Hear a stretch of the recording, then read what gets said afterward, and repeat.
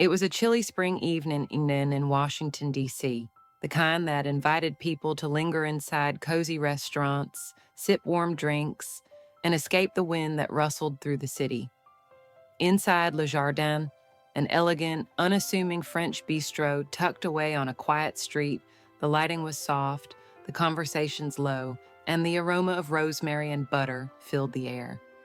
At a table near the window, three women sat together, each known to the world, each carrying titles that had shaped and shadowed their lives. Michelle Obama, Jill Biden, and Melania Trump, now serving again as First Lady. The gathering was rare and unannounced. No press, no speeches. Just a dinner arranged through private calls, shared out of a mutual need for quiet conversation, perhaps even healing. Their conversations had started light, updates on family, memories of White House events, anecdotes from campaigns and travel. There was laughter, polite disagreement, and shared understanding. For all their differences, each had navigated the strange weight of public life in America. As the second course arrived, a delicately prepared sea bass with a saffron beurre blanc, the soft clink of cutlery and gentle chatter were suddenly interrupted by a raised voice near the kitchen. The staff tried to contain it, but the tension was palpable.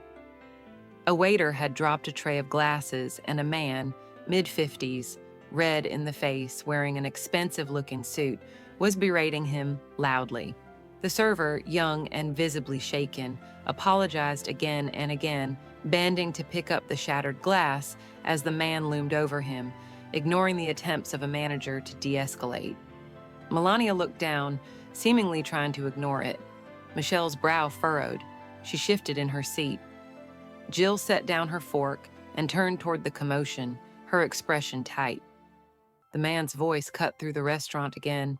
"Do you know who I am? I could buy this place and fire every last one of you." The room fell silent. The waiter froze, broken glass in his hands.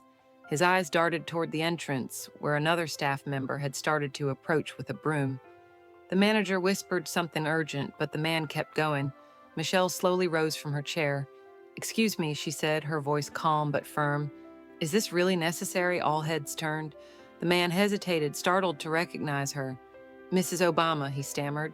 I didn't mean to cause a scene." "You already have," she replied evenly. "That young man apologized. He's doing his job. You don't need to humiliate him to feel important." The silence deepened.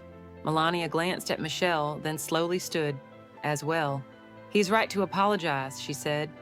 Her accent light, but her tone controlled. "But there's no need for cruelty. This is not how we treat people." Jill rose last, looking toward the server, who now stood frozen, holding the pieces of a broken wine glass. "You okay?" she asked gently. He nodded barely. The man, now visibly deflated, mumbled something and returned to his seat. His dinner companion looked away, embarrassed. Michelle sat back down. The conversation at their table had changed. No more talk of press events or travel. Instead, they spoke about respect, about the people behind the uniforms and the name tags. Jill shared a memory of her first job waitressing at a diner in Pennsylvania, where a man once snapped his fingers at her like she was a dog. Melania quietly admitted that she often noticed how people ignored servers, how it reminded her of being overlooked herself, spoken about instead of spoken to. Michelle nodded. "It's easy to forget," she said, "but we have to keep remembering." As dessert arrived, delicate slices of tarte tatin with fresh cream, the young waiter who had been yelled at approached the table. "I'm sorry," he said quietly, eyes darting between them. "I didn't mean to ruin your dinner." "You didn't," Michelle replied. "You reminded us why we came here." The young man blinked, confused. "To see something real," Jill added. "And to remember kindness," Melania finished. He smiled faintly, then turned and walked back toward the kitchen, shoulders a little straighter. The women didn't linger much longer after that. The night felt full in a way none of them had expected, not because of the food or the fame gathered at the table, but because of what they had seen and how they responded. A simple moment, a small injustice, witnessed, challenged, and resolved. As they stepped out into the cool air, camera flashes flickered from across the street. Someone had spotted them. They didn't run or hide. just nodded to each other before parting ways under the quiet glow of the city lights. The headlines the next morning speculated about why they had met, what they had discussed, whether politics was at play. But the story the world never fully knew was this. Three women who had once stood beside the most powerful office in the world sat down for dinner and stood up quietly for dignity.